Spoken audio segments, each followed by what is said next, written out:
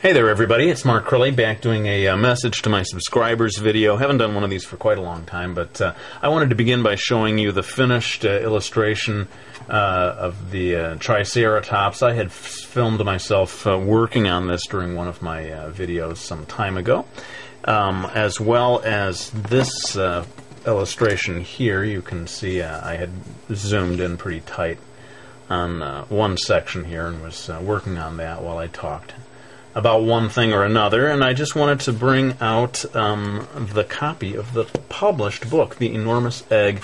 It came out about a month ago, seems like now, and you can see the finished illustration in the book. It's kind of fun to see how it gets shrunk down and how these things end up looking when they're actually published and in print. So you can see you do a lot of work on all these details, and then it gets reproduced pretty small. A lot of those details don't show up so well, but in any case, the book turned out very nicely. I was very happy with how it came out, and now it's available in stores and in libraries and so forth across the country. So anyway, I wanted you all to see that. And let me move on to doing what I usually do in these videos, and that is getting some work done while I talk to you and answer some questions. Okay, so let's get into it. What I'm working on today is an illustration for Nickelodeon Magazine. They have hired me to do an illustration of what SpongeBob characters would look like if drawn in manga style.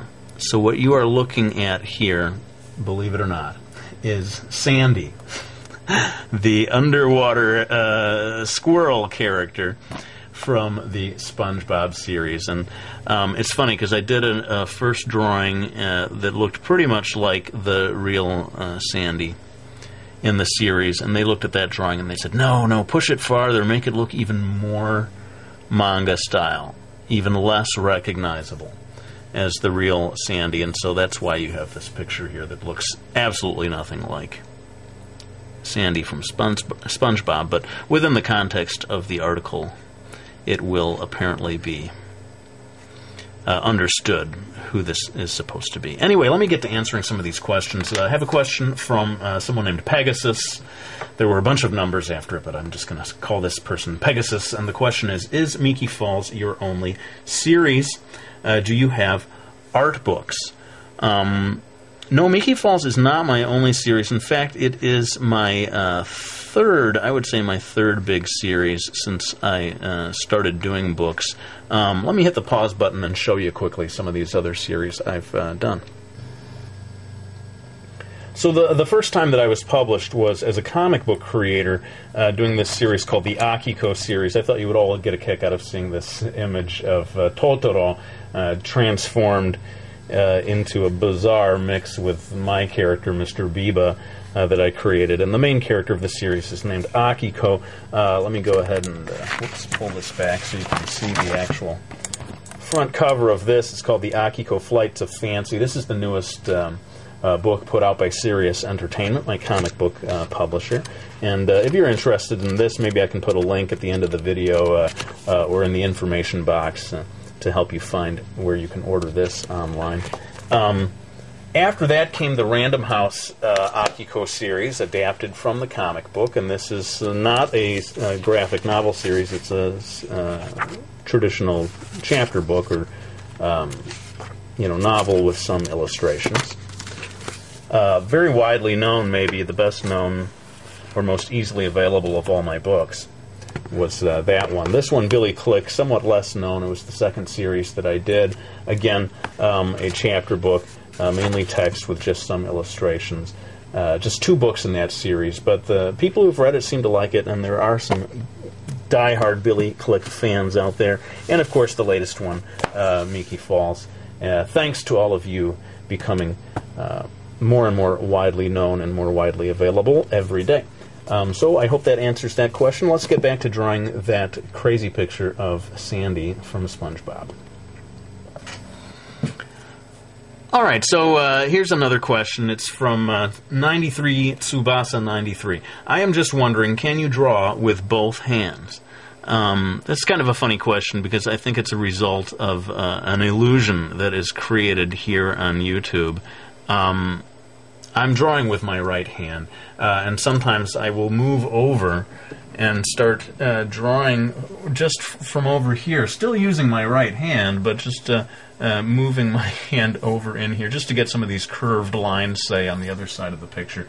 And it does sort of create the illusion that I am ambidextrous. I definitely am not, so just want to clear that up, because I do periodically get that comment, whoa, he's ambidextrous, he can draw with both hands. Sorry, folks, I'm just right-handed, like so many of us. Let's move on to the next question.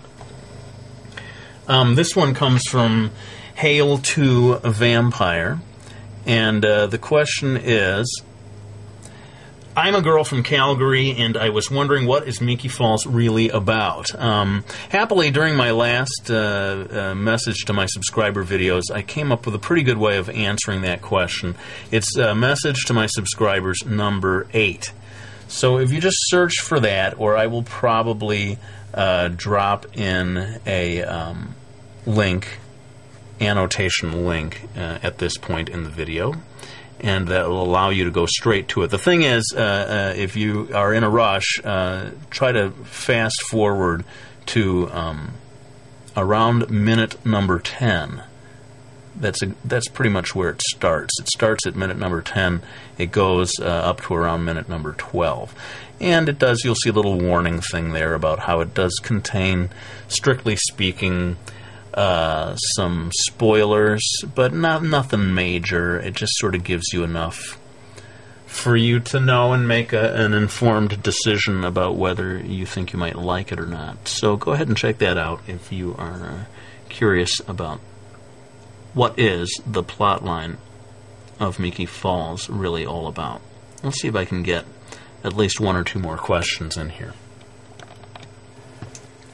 All right, well, here's a question from Amanda. This question just came in, so if you're out there, Amanda, I hope you're watching. Here's your question answered. She says, I'm a freshman in college thinking about pursuing graphic novels as my profession. What classes should I take? Well, for me, I majored in fine art, which meant that I was kind of classically trained, studying the masters, like, Da Vinci and Rembrandt and stuff like that. And I strongly believe that that's really a good thing to do. I suppose you could go to a special art school and jump right into studying illustration techniques.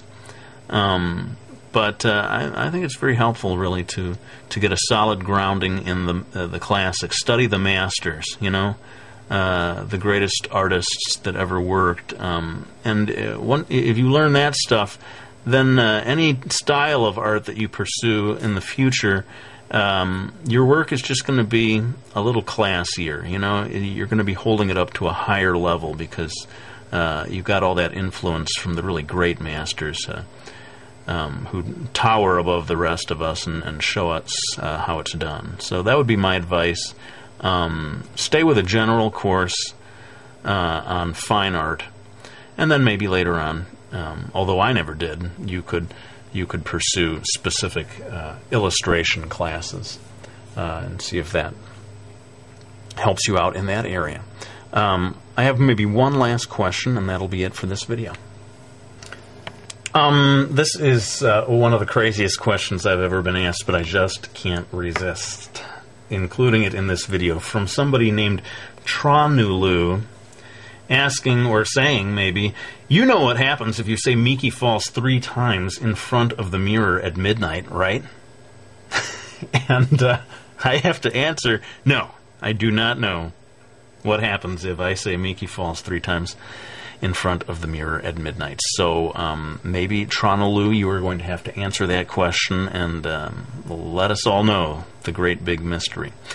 That's about it for now. I'm going to go ahead and end this video. Thanks so much for watching them. Go ahead and keep sending the questions, the requests for different types of videos. All that stuff is very helpful when I sit down to decide what kind of video I'm going to do next.